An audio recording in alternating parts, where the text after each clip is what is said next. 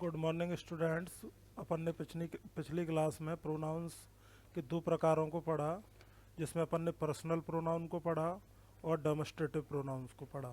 आज अपन तीसरा इसका जो प्रकार है रिलेटिव प्रोनाउंस, उसको अपन पढ़ेंगे। Relative pronouns make up another class of pronouns, ये एक दूसरा प्रोनाउंस का टाइप है।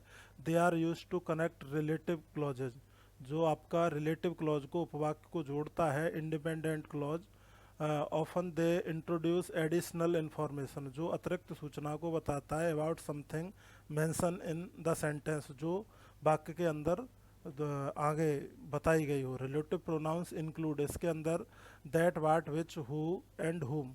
Traditionally who refers to people, who है वो आपका किसी व्यक्ति के बारे में बताएगा। Which and that refer to animals और थिंग्स, ये वस्तुओं के बारे में बताते हैं।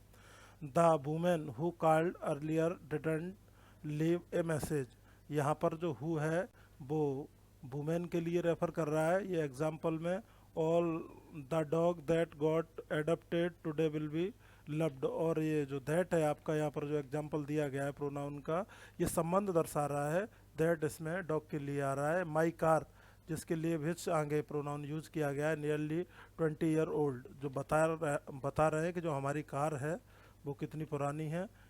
स्टिल रन्स वेल, और जो अच्छे से चल सकती है।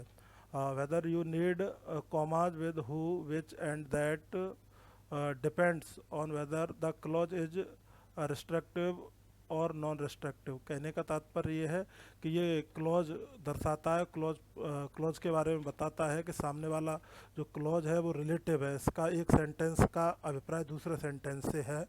और इसी प्रकार से अपन आगे जो प्रोना हाँ, जो अगला प्रोनाउन है वो आपका इंडेफिनिट प्रोनाउन है।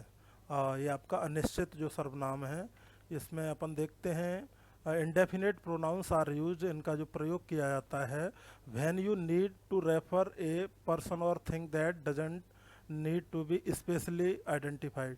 इसमें अपन स्पेशली किसी को नहीं कर सकते आइडेंटिफाई कि ये किसके लिए अपन रेफर कर रहे हैं। Some common indefinite pronouns are, जैसे one, other, none, some, anybody, everybody and no one. Everybody जैसे आपका प्रोनाउन है बाजे लेट टू वर्क।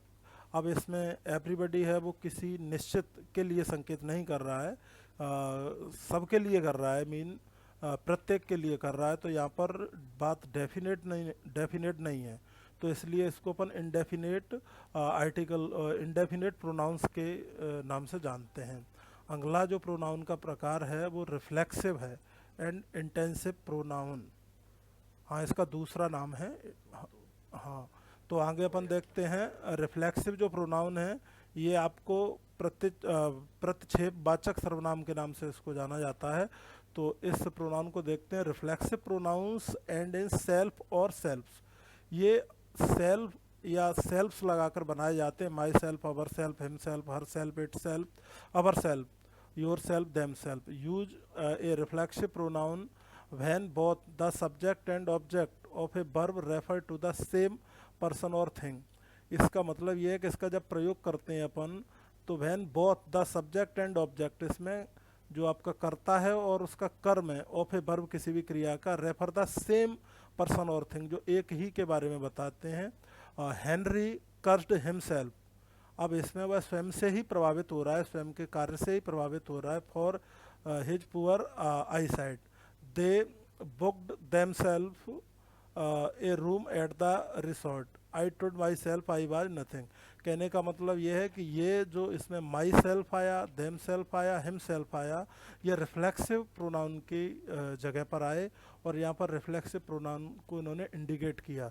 और इसका जो सीधा प्रभाव है वो आपका कर्ता पर भी और क्रिया पर, दोनों से ही पड़ता है। और आगे अपन देखते हैं अगला प्रकार इसका।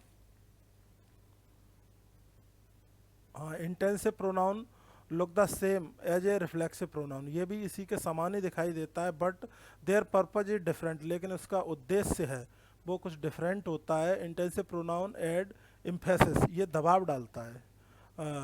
आई built his house myself, इसमें मैंने अपना जो घर बनाया वो स्वयं से बनाया, तो इसमें ये स्वयं पर दबाव डाला। डिड यू योर सेल्फ सी लोटा स्पेल ऑफ द ऑफिस, इसमें कहने का तात्पर्य ये है कि दबाव स्वयं पर रहता है, इसमें थोड़ी दृढ़ता आ जाती है।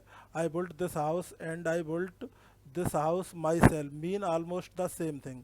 अर्थ तो दोनों सेम है लेकिन इसमें थोड़ा दबाव है। Myself emphasis that I personally built, मैंने खुद में बनाया तो इसमें मेरा प्रेशर है। I didn't hire someone else that do it, और किसी और को मैंने हायर नहीं कराया इसको बनाने के लिए। नेक्स्ट अपन